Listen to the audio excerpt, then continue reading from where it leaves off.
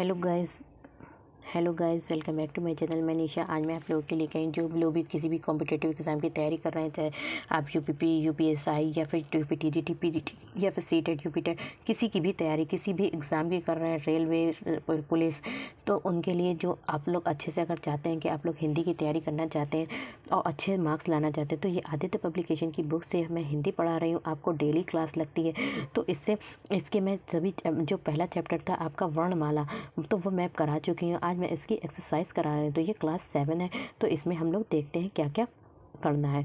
तो इसमें जो भी जितने भी इसमें जो एग्ज़ाम हो गए हैं वो सभी क्वेश्चंस पूछे गए हैं। तो देखिए, एक जो जितने भी एग्ज़ाम हैं, जैसे ये सभी, ये बुक काय के लिए है, हमारे लिए है। तो यूपीपी, यूपीएसआई, पेट है, UP TGT, PGT, KVS, NVS, D triple तो सभी में जो भी क्वेश्चंस आ चुके हैं, पूछे गए हैं, वो सभी क्वेश्चंस इसमें दिए गए हैं। तो चलिए स्टार्ट करते हैं। तो इससे पहले मैंने सबसे पहले जो चैप्टर कराया है वो हिंदी वर्णमाला कराया है और वाव विराम चिन्ह। तो हिंदी वर्णमाला जो हम करा चुके हैं, आज हम उसके जो भी क्वेश्चंस एग्जाम में अभी तक के एग्जाम में पूछे गए हैं, वो सभी क्वेश्चंस को हम करा रहे हैं। तो चलिए स्टार्ट करते हैं। कल मैंने 100 क्वेश्चंस इसमें करा दिए थे, तो आज मैं कराऊंगी आपके क्वेश्चंस। देखिए, ये जो क्वेश्चंस हो गए थे, वर्णमाला से संबंधित जो क्वेश्चन थे वो हो चुके हैं और ये सभी क्वेश्चंस पूछे जा चुके हैं। तो ये वो सभी क्वेश्चन हैं। तो ये देखिए, वो क्वेश्चंस हैं जो सभी एग्जाम में पूछे गए हैं, आपका लिखे हुए हैं, इसमें दिख रहे हैं। तो यहाँ से मैंने 100 क्वेश्चंस करा दिए थे। अब आगे के क्वेश्चंस मैं यहाँ से कराऊंगी।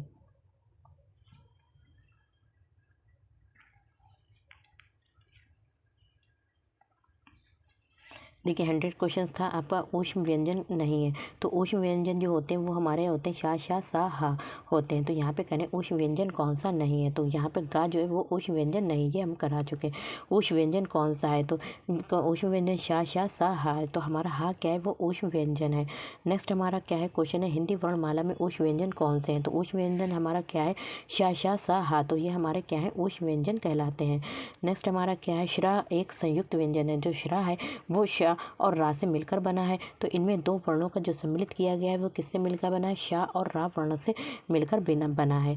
नेक्स्ट हमारा क्या है, शा, शा से क्षत्रिय वाला है। तो वर्ण किसके योग से बना है, ये जो है बना है का और शा से मिलकर बना है। किससे बना है, का और शा से मिलकर बना है।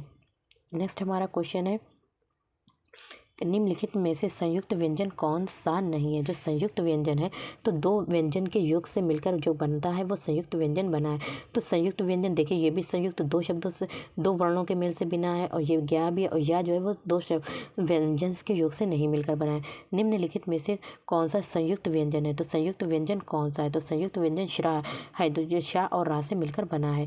फिर आता है हमारा संयुक्त व्यंजन ज्ञा बना है, तो जा और उआ से मिलकर बना है। किससे बना है, जा और उआ से मिलकर जो बना है वो हमारा संयुक्त व्यंजन बना है। दो व्यंजन जब एक साथ मिलते हैं कह रहे हैं कि दो व्यंजन जब एक साथ मिलते हैं तो क्या कहलाते हैं, तो उन्हें संयुक्त व्यंजन कहते हैं। क्या कहते हैं, उन्हें संयुक्त व्यंजन कहते हैं। फिर हमारा नेक्स्ट है कि इसमें क्या कह रहे हैं कि निम्नलिखित व्यंजनों में से कौन सा संयुक्त व्यंजन नहीं है। तो संयुक्त व्यंजन दो व्यंजन से योग से मिल गया है, तो संयुक्त व्यंजन नहीं है। तो जो संयुक्त व्यंजन नहीं है वो हमारा शा जो है वो संयुक्त व्यंजन नहीं है। अब आता है, बात करते हैं त्रा की। त्रा किन दो वर्णों के सहयोग से बना है, ता प्लस रा से मिलकर बना है, ता और रा से मिलकर बना है। फिर आता है, निम्नलिखित में से कौन सा अल्पप्राण ध्वनि, अल्पप्राण जिसमें कम, जो हमारे मुंह से कम हवा निकलती है, तो उसके लिए बोलते हैं अल्पप्राण। तो जो अल्पप्राण है का, जैसे कि हम बोलते हैं, जब बोलते हैं का तो ज़्यादा मतलब नहीं निकलती, लेकिन जब हम खा बोलते हैं तो उसमें खा तो हमारे मुंह से ज़्यादा आवाज़ निकलती है। तो का जो है वो अल्प प्राण ध्वनि। इनमें से कौन व्यंजन अल्प प्राण है, तो व्यंजन जो है कौन सा अल्प प्राण है, तो अल्प प्राण तो हमारा क्या है, चा। जैसे का तो हमारा फर्स्ट जो है वो हमारा अल्प प्राण है। फिर आता है, निम्न में से अल्प प्राण व्यंजन कौन सा है, तो अल्प प्राण व्यंजन जो है वो हमारा कौन सा है, का। तो हमारा गा जो है वो अल्पप्राण व्यंजन है। फिर आता है, कौन सी ध्वनि महाप्राण नहीं है, तो महाप्राण नहीं, अल्पप्राण महाप्राण, तो महाप्राण नहीं है। तो महाप्राण जो ध्वनि नहीं है वो हमारी कौन सी है, जा। जा जो है हमारी महाप्राण ध्वनि नहीं है। फिर नेक्स्ट हमारा आता है, निम्न में महाप्राण व्यंजन कौन सा है? तो महाप्राण व्यंजन जो है वो कौन सा है? तो महाप्राण जब जिसको हम बोलने में ज़्यादा वक्त समय लगता है तो वो कौन सा है? भा। तो भा क्या है? महाप्राण व्यंजन है। सभी महाप्राण वर्णों का समूह है। तो सभी महाप्राण वर्णों का जो समूह है वो कौन सा है? तो वो जो है हमारा जो है सभी महाप्राण वर्णों का जो समूह है वो हमारा क्या है? खा, छा, ठा। तो मतलब कहने के पहला का, अब देखिए का आता है, फिर खा आता है, फिर आता है छा, चा, छा, तो सेकंड, फिर आता है टा, तो टा ठा। तो हमारा क्या है? टा ठा। तो हमारा खा, छा, ठा तो है। नेक्स्ट हमारा क्या है? निम्नलिखित व्यंजनों में कौन महाप्राण है? तो महाप्राण कौन सा है? तो महाप्राण हमारा क्या है? ठा। ठा जो है वो हमारा महाप्राण है। प्रत्येक वर्ग का दूसरा और चौथा वर्ण कहलाता है। तो प्रत्येक वर्ग का दूसरा और चौथा वर्ण जो कहलाता है वो क्या कहलाता है? महाप्राण। और पहला, तीसरा और पांचवा जो है क्या कहलाता है? अल्पप्राण कहलाता है। महाप्राण ध्वनियाँ व्यंजन वर्ग किससे संबंधित है? तो महाप्राण ध्वनियाँ जो है व्यंजन वर्ग में किससे संबंधित है? तो दूसरा और चौथा महाप्राण कहलाता है। पहला, तीसरा, पांचवा जो रहता है वो अल्पप्राण कहलाता है। फिर आता है हिंदी के स्पर्श व्यंजनों के 5 वर्गों के दूसरे और चौथे वर्ण होते हैं। तो दूसरा और चौथा वर्ण कहलाता है हमारा महाप्राण कहलाता है। फिर निम्नलिखित में से कौन सा है? निम्नलिखित में से कौन सा कथन अशुद्ध है? तो अशुद्ध कथन कौन सा है? हमारा 2 महाप्राण व्यंजनों का उच्चारण एक साथ हो सकता है, तो ये गलत है। निम्नलिखित ध्वनियों में कौन सम्मिलित है? तो कौन सा सम्मिलित है? सा जो है वो क्या है? ऊष्म व्यंजन है। शा, शा, सा, हा। आघोष वर्ण कौन सा है? तो आघोष वर्ण कौन सा है? आघोष वर्ण जो है वो हमारा कौन सा है? तो हमारा आघोष वर्ण जो है वो हमारा ए है। तो आ जो है वो क्या है? हमारा आघोष है।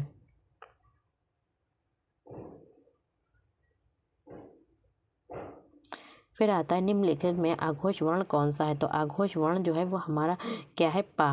पा भी आघोष है। इनमें से कौन सा वर्ण आघोष है? तो आघोष वर्ण कौन सा है? हमारा चा। निम्न में से कौन सा वर्ण आघोष है? आघोष वर्ण कौन सा है? तो आघोष वर्ण हमारा क्या है? का है। निम्न में घोष वर्ण कौन सा है? घोष वर्ण जा है। घोष वर्ण कौन सा है? जा है। देखिए इसको डिटेल में मैंने पढ़ाया है, आप लोग उस वीडियो को देखेंगे तो आप लोग अच्छे से सॉल्व कर पाएंगे। फिर आता है सघोष वर्ण कौन सा है? तो सघोष वर्ण जो है वो हमारा बा है। आयोग वाह। आयोग वाह कहा जाता है। तो आयोग वाह किसे कहा जाता है? तो आयोग वाह कहा जाता है विसर्गों को कहा जाता है, जो इस तरीके से हमारा लगा होता है। फिर आता है नेक्स्ट हमारा क्या है? आयोग वाह कहा जाता है। तो आयोग वाह अनुस्वार और विसर्ग को क्या कहा जाता है? आयोग वाह कहा जाता है। तो अनुस्वार जो हमारा ऊपर लगता है, जैसे कि अंग लिखा हमने या फिर अंक लिखा, अंग या फिर अंक, तो ये अनुस्वार होता है और विसर्ग लगता है। हिंदी भाषा की कुल वर्ण लिपियाँ हैं। तो हिंदी भाषा की कुल वर्ण लिपियाँ कितनी हैं? तो 52 हैं।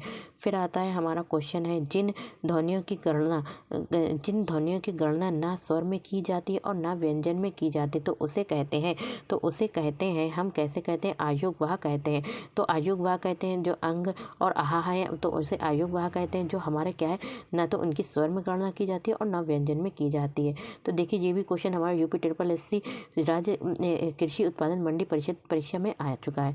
हिंदी वर्णमाला में अंग और आहा क्या है? तो हमारे ये क्या है? आयोग वाह कहलाएंगे। अंग और आहा क्या है? आयोग वाह है। फिर हमारा क्वेश्चन आता है कि ऐसी कौन सी 2 मात्राएं जिनका प्रयोग तो किया जाता है किंतु उनका समावेश स्वर में नहीं किया जाता है? तो ऐसी कौन सी 2 मात्राएं हैं? तो कौन सी 2 मात्राएं? हमारी अंग और आहा मात्राएं हैं। हिंदी वर्णमाला में आयोग वाह वर्ण कौन सा है? तो हिंदी वर्णमाला में जो आयोग वाह वर्ण है वो कौन सा है? तो अंग और आहा है। वाह वर्ण है। तो वाह वर्ण जो होता है वाह को बोला जाता है दंत ओष्ठ, दांत और ओष्ठ से बोला जाता है वाह वर्ण को। निम्नलिखित में से कौन सा वर्ण सघोष महाप्राण व्यंजन है? तो निम्नलिखित में से कौन सा वर्ण सघोष महाप्राण व्यंजन है? तो सघोष महाप्राण व्यंजन क्या है? जा है। कामता प्रसाद गुरु ने वाह प्रयत्न के अनुसार व्यंजनों के कितने भेद माने हैं?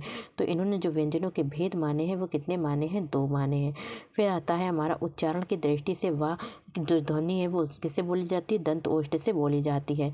फिर आता है निम्नलिखित में से कौन सी व्यंजन ध्वनियाँ स्पर्श संघर्षी कहलाती हैं? स्पर्श संघर्षी कहलाती हैं चा, छा, जा, झा। तो चा, छा, जा, झा स्पर्श व्यंजन कहलाते हैं क्योंकि ये हमारा स्पर्श व्यंजन है। निम्नलिखित ध्वनियों में कौन सी दंत ओष्ठ है? तो वाह जो है वो कैसी है? दंत ओष्ठ है। वाह कौन सी दंत? हिंदी की स्पर्श घोष महाप्राण और ओष्ठ व्यंजन ध्वनियाँ हैं। कौन सी? भा जो है वो हिंदी की स्पर्श भी है, ठीक है, और आपका घोष भी है, महाप्राण भी है, ओष्ठ व्यंजन व्यंजन भी है, पा फा बा भा मा, तो ये सभी ओष्ठ है। फिर आता है आपका आधुनिक व्याकरण की दृष्टि से बा वर्ण का वैशिष्ट्य है। तो आधुनिक व्याकरण की दृष्टि से बा जो वर्ण है उसका जो वैशिष्ट्य है वो क्या है? दंत ओष्ठ से भी बोला जाता है, स्पर्श व्यंजन में भी आता है, अल्प प्राण भी है, घोष भी है, निम्ननासिक भी है। क्या है? निम्ननासिक भी है, जो इसकी आवाज़ जो होती है सिर्फ मुंह से आती है। फिर आता है हमारा पाणिनि शिक्षा में ध्वनियों को वर्गीकृत करने के कौन से 5 आधार स्वीकार किए गए हैं? तो कौन से आधार स्वीकार किए गए हैं? स्वर, काल, स्थान, प्रयत्न और अनुप्रदान किए गए हैं। फिर आता है निम्नलिखित में आघोष अल्प प्राण ध्वनि कौन सी है? तो आघोष अल्प प्राण कौन सा? आघोष अल्प प्राण जो है ध्वनि कौन सी है? तो का ता जो है वो आघोष पकल प्राण पर। प्रसन्नता शब्द में कौन सी ध्वनि है? तो प्रसन्नता शब्द में जो ध्वनि है वो कौन सी है? हमारी युग्मक ध्वनि है, युग्मक ध्वनि है। डा ड़ा और ढा तो जो है कौन सा है? ड़ा। ध्वनियों के विषय में कौन सा कथन शुद्ध है? तो ये तालव्य ध्वनियाँ है। तो ये क्या है? ये मूर्धन्य उत्क्षिप्त ध्वनियाँ है। तो ये क्या है? मूर्धन्य और उत्क्षिप्त ध्वनियाँ हैं। तो हिंदी में अनुस्वार किस ध्वनि का सूचक नहीं है? तो हिंदी में जो अनुस्वार है वो किस ध्वनि का अनुसूचक नहीं, सूचक नहीं है? तो किसका नहीं है? या का सूचक नहीं है। का व्यंजन के विषय में निम्न में से कौन सा कथन सही है? तो का व्यंजन में कौन सा कथन सही है? तो क्या है? क्या अल्प प्राण, अघोष, स्पर्शी, कंठ ध्वनि। तो का जो है वो अल्प प्राण भी है, ठीक है, इसमें कम समय लगता है, अघोष भी है, स्पर्शी भी है, कंठ भी ध्वनि है, सभी है। फिर आता है अनुनासिक व्यंजन कौन से होते हैं? अनुनासिक व्यंजन वो होते हैं, तो अनुनासिक व्यंजन कौन सा होता है? वर्ग का पंचमा अक्षर यानी कि का, खा, गा, घा, अणा जो आता है ये चा, छा, जा, झा, उआ। तो उआ जो है अणा है, ता था ता था दा धा ना, तो ये जो पंचमा अक्षर होता है तो वो हमारा क्या कहलाता है? अनुनासिक कहलाता है। फिर आता है हमारा शब्दकोश को में पहले आने वाला शब्द कौन सा होगा? तो शब्दकोश यानी कि डिक्शनरी में जो पहले आने वाला शब्द है वो कौन सा होगा? वक्त होगा, वक्त होगा।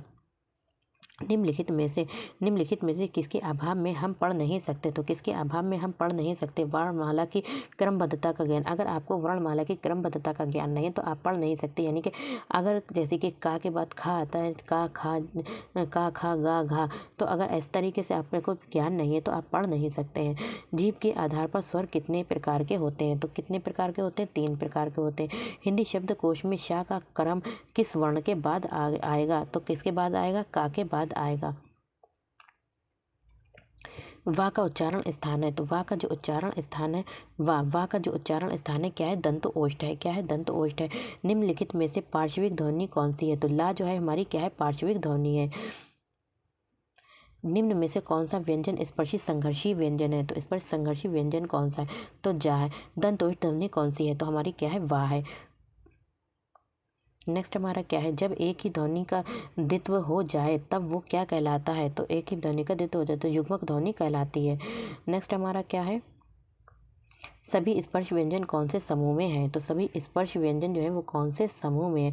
तो का, चा, पा, दा। रा का विवरण है, तो रा का विवरण क्या है? रा जो है वो क्या है? हमारा वत्सर्य है। तो हमारा क्या है? रा जो है वत्सर्य भी है, लुंठित भी है, सघोष भी है, अल्पप्राण व्यंजन है। स्पर्श व्यंजन कंठ ध्वनि, आघोष और महाप्राण ध्वनि कौन सी है? तो कौन सी है? हमारी क्या है? सी जो है वो स्पर्श सॉरी खा जो है स्पर्श व्यंजन भी है, कंठ ध्वनि, आघोष, महाप्राण ध्वनियाँ कहलाती हैं। अंतस्थ और ऊष्म व्यंजन कितने वर्ण कितने होते हैं? तो वो हमारे कितने होते हैं? 8 होते हैं। यावा रा ला होता है और हमारा शाशा सा हा होता है इसमें, तो आपके 8 होते हैं। फिर आता है आपका क्या है? काकल्य वर्ण कौन सा है? तो काकल्य वर्ण जो है वो हमारा क्या है? हा जो है वो क्या है? काकल्य वर्ण है। फिर निम्नलिखित में से कौन सा व्यंजन संघर्षी है? संघर्षी व्यंजन हमारा जो है वो क्या है? हा है। इनमें से कौन सी देवनागरी लिपि की वर्ण ध्वनि नहीं है? तो देवनागरी लिपि की वर्ण ध्वनि कौन सी नहीं है? तो कौन सी नहीं है? हमारा ग्रीवा ध्वनि नहीं है।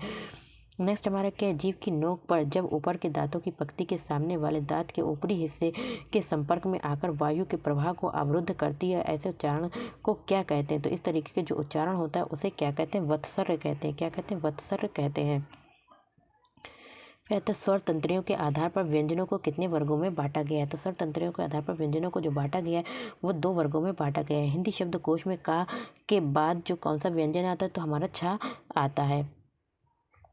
छा से छतरी।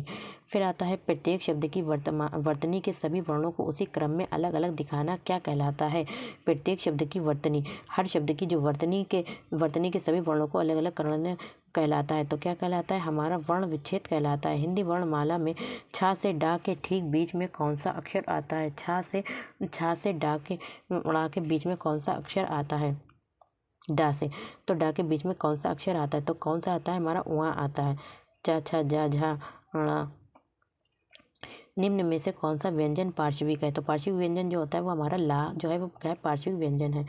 फिर हमारा आता है उच्चारण की दृष्टि से संबल ध्वनि का कौन सा वर्गीकरण है? तो संबल ध्वनि सबमल संब संबल ध्वनि का कौन सा वर्गीकरण है? तो कौन सा है? संप्रतक प्रकृत ध्वनि। कौन सा है? संप्रकृत ध्वनि है। रा प्लस मा, तो हमारा क्या मिल जाएगा?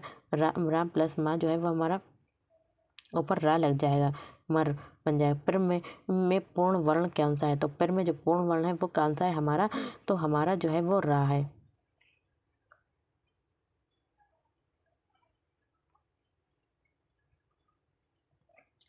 बा व्यंजन है। बा व्यंजन क्या है हमारा? जो है वो हमारा क्या है? पा फा बा भा। तो हमारा वा जो है वो हमारा क्या है? अंतस्थ व्यंजन है। ड़ा औड़ा ला। तो को कहा जाता है, तो इसे कहा जाता है विकसित वर्ण कहा जाता है, क्योंकि ये बनाए गए हैं। चा छा जा झा उआ उदाहरण है। तो ये किसके उदाहरण है? हमारे स्पर्शी संघर्षी व्यंजन के उदाहरण है। पक्षी में कितने व्यंजन वर्ण है? तो पक्षी में कितने व्यंजन वर्ण है? तो इसमें जो है 3 व्यंजन वर्ण है। नेक्स्ट हमारा क्या है? वर्णों के कितने भेद होते हैं? तो वर्णों के जो भेद हैं वो कितने हैं? तो वो हमारे भेद हैं 2 वर्णों के भेद होते हैं, स्वर और व्यंजन होते हैं। हिंदी शब्दकोश में चा का क्रम किस वर्ण के बाद आता है? तो का के बाद आता है। किसके बाद आता है? का के बाद आता है। फिर आता है कौन सा शब्द में रा व्यंजन नहीं है? तो कौन से शब्द में जो है वो रा व्यंजन नहीं है? तो मात्र क्रम। तो इसमें जो है किसमें नहीं है? मातृभूमि में। नेक्स्ट हमारा क्या? निम्नलिखित में से एक वर्ण व्यंजन नहीं है। तो एक वर्ण जो है वो व्यंजन नहीं है, तो कौन सा नहीं है? तो छोटा ऊ जो है वो हमारा एक व्यंजन नहीं है, क्योंकि ये हमारा स्वर में आता है। निम्नलिखित में से कौन सी ध्वनि ओष्ठ नहीं है? तो ध्वनि जो है वो ओष्ठ नहीं है, तो कौन सी नहीं है? हमारे ता। निम्नलिखित शब्दों में से किस शब्द के द्वित्व व्यंजन है? तो निम्नलिखित में से किस शब्द के जो है द्वित्व व्यंजन है? द्वित्व व्यंजन है किसके हैं? जो दिल्ली है उसके क्या है? द्वित्व व्यंजन है, क्योंकि इसमें ला जो है वो 2 बार आया है। फिर हमारा आता है इसमें कौन सा है? कौन सा अमानक वर्ण है? तो अमानक वर्ण जो है वो कौन सा है? भा जो है वो क्या है? अमानक वर्ण है। हिंदी वर्णमाला के स्वरों की कुल संख्या कितनी है? तो हिंदी वर्णमाला में स्वर जो है वो कितने हैं? वो हमारे 11 हैं। निम्नलिखित में से कौन सा स्वर नहीं है? तो कौन सा स्वर निम्नलिखित में से कौन सा स्वर नहीं है? तो जा जो है वो स्वर नहीं है। बाकी छोटा बड़ा छोटी बड़ा तो ऋण, तो ये हमारे स्वर है, बल्कि ये जो जा है वो हमारा व्यंजन है। निम्नलिखित में से कौन सा टा वर्ग का नहीं है? तो टा ठा डा ढा ड़ा। तो घा जो है वो का वर्ग का है, वो टा वर्ग का नहीं है। सजातीय संधि स्वर संधियाँ कौन नहीं है? तो सजातीय संधि स्वर संधियाँ कौन नहीं है? तो कौन सी नहीं है? तो ए। इनमें से कौन सा वर्ण स्वर है? तो कौन सा वर्ण जो है वो स्वर है? तो स्वर जो है तो हमारे अ जो है वो हमारा क्या है? स्वर है। निम्नलिखित में से अंतस्थ व्यंजन कौन सा है? तो अंतस्थ व्यंजन जो है वो हमारा क्या है? या है। क्या है? या है। या वा रा ला। इनमें से औ का उच्चारण स्थल कौन सा है? तो औ का जो उच्चारण स्थल है वो कौन सा है? हमारा डी है। कौन सा है? कंठ ओष्ठ है। फिर हमारा नेक्स्ट आता है चा छा वर्ण का उच्चारण स्थान कौन सा है? तो ये इसका क्या है? हमारा तालु है। चा छा तालु से बोला जाता है।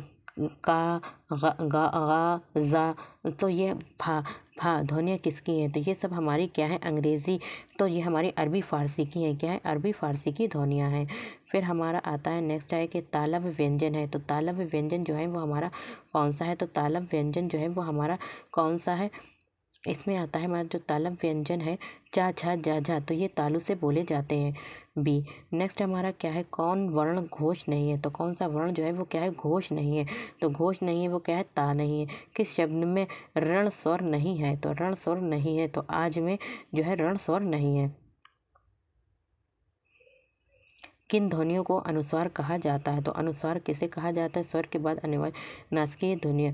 स्वर के बाद में आने वाली नासिकीय ध्वनियों को क्या कहता है? अनुस्वार कहा जाता है।